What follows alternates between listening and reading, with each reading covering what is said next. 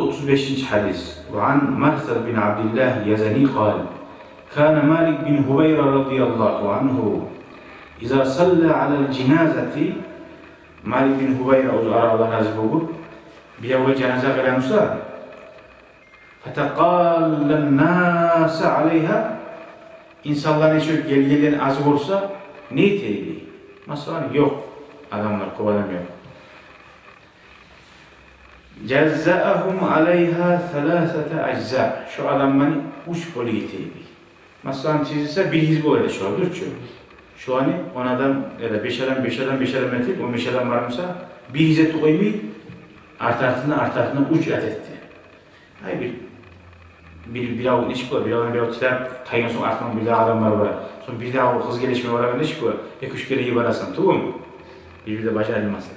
Şöyle bir makna dağı riyattani 2-3 ete.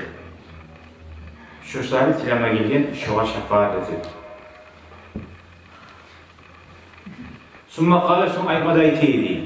Kâle Resulullah men hadisini şu artırtıktan tizmâlığın beşer etti. Mesela Peygamber sallallahu aleyhi ve sellem ekneydi. Man salla aleyhi selâsetu sufufin fakat avcab.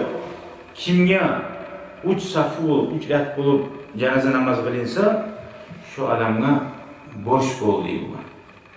Hay zat boş oldu. Hay cennete girmek boş oldu.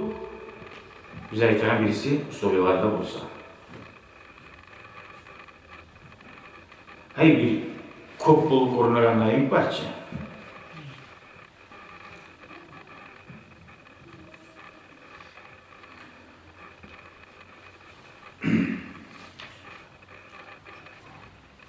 Hadi bunu arayız. Bu hadis neçik Allah-u Teala ulu bolgan rahmusunu anlatar bize.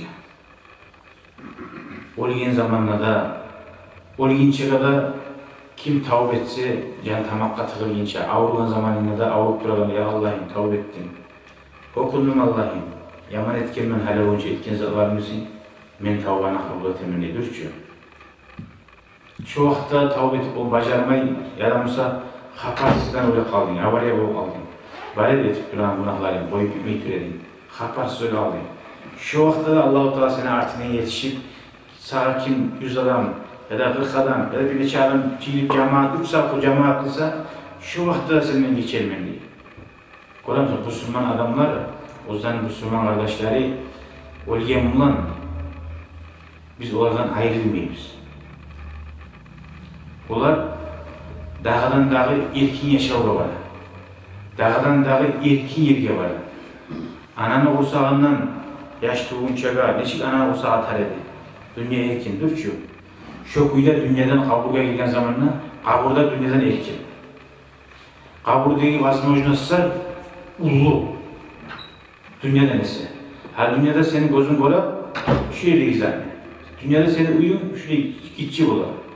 Kaburunla bu sırmadan, kaburga girgen o, gözü koruğunca kadar erkin kola değil. Senin gözün kayı değil kola, 3-4 kilometre kola argen, tamam mı? Şunca adı erkin kola kaburdaki uyum, eğer imam olan getkenmişsin, Müslüman biri getkenmişsin. Kaburda seni kardeşlerin biri Makka'da oluyormuşsa da, biri Şahane Aribaşı'nın olsa, seni yurttamışsayla, bir ziyaret var, bir korkma. Sen bu dünyada tıklarına bulmayın. Gelse buladın ya da bağırsan buladın. Ravhaniyatlar, şimdi şöyle ravhaniyatlar var. Yolukmaklığı da, bilgin görmaklığı da basit. Misali, gavurumuzda hayal etme gerek bek. Ne götürülse ondan bize uzak eşya olursun bu dünyada desem.